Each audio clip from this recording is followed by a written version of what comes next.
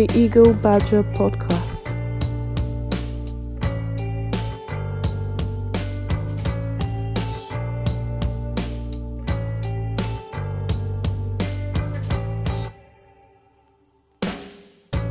And finally, you just spoke about elections and electoral integrity, and I don't think we can close the year without mentioning Donald Trump. I don't think it's possible. Nigerians, for whatever reason, were taken by Trump. Some were taken by admiration, and some by hate. And the American elections were almost as passionately contested at the ballots in America as they were on social media in Nigeria. And we saw unsubstantiated, it appears, claims by Trump and the Republicans about electoral fraud. We saw, to a concerning degree, social media companies' attempts to regulate the conversation around elections. We saw the resilience of institutions. And we are faced with it was something that was very unlikely.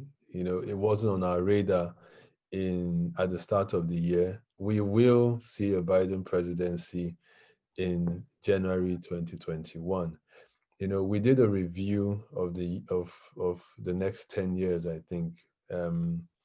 And we spoke about growing popularism and nationalism. And it's maybe in that context I would like us to talk about Trump and what his loss means for what had appeared to be the resurgence of nationalism. Well, like you said, and I think we had the Trump phenomenon in the United States of America. They can't forget him in a hurry. He's trying to contest the elections. However, I think Trump is not giving up, especially in terms of demanding for a reform of the American legal system, which for me, and I think we also need to review, generally speaking, this American election thing. Americans' pride was, look, announcing election on the night, of the election, people were going to stay awake to be able to run wild, to be able to celebrate. But look, what we are having is a situation whereby results are delayed. In fact, some member of the Congress emerged late, into the month of November. Currently, we're going to have a runoff in Georgia, two runoffs in Georgia. So it's sort of a mixed bag. Yeah, this is our democracy. This is democracy that in which we have patterned our own democracy after. But look, we are not really encouraged in the group by the outcome of that November 3rd, 2020, presidential election in the United States of America. And I think that Biden should probably emulate late Yaradua. When Yaradua came into office and he knew about how flawed the election was, and he ordered for what? Electoral reform. That's when he set up the Justice Ways Committee, with far-reaching recommendations. So I believe that Biden should take a moral ground, and probably they have to really talk about, if not even uniformity, but something that can be devoid of all these manipulations and all manner of what do you call it, imputes, kind of. So for me, I think that DJT is not going away. The fear of the so-called never Trumper within the Republican thing is that Trump will continue to dominate because he's infectious. He's so larger than life presence, as a member of the party, and everything is more or less become, you have to love Trump, support Trump to be able to get the support of it. Donald Trump also given a good account of himself in terms of to his campaign promises, all the things he said he was going to do. He meticulously followed them, despite the impeachment saga, the distraction, and all of that. This guy was achieving more. So I think that if you ask me, should Trump concede at this point in time, I would say probably yes. Just in the interest of peace, in the interest of unity, in the interest of togetherness, to just protect the American democratic institution, while the new president should commit to electoral reform. So that's my take. I believe that the American election witnessed a lot of rigging, manipulation, and untoward things actually happen. I agree with you. With your last point about maybe Trump conceding and Joe Biden, committing to electoral reform, and I think maybe looking to unite a divided country. I'm not holding my breath that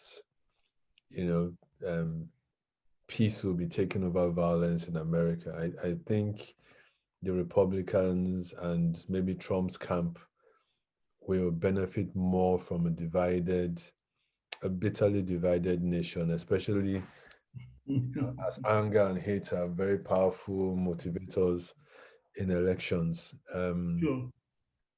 So I think Trump will continue to be relevant locally, if you can call America a local political arena.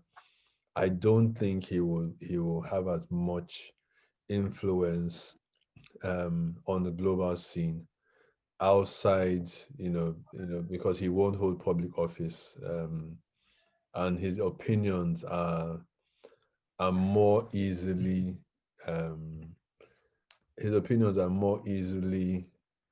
dismissed now than they were when he was president. Yeah. For me, I think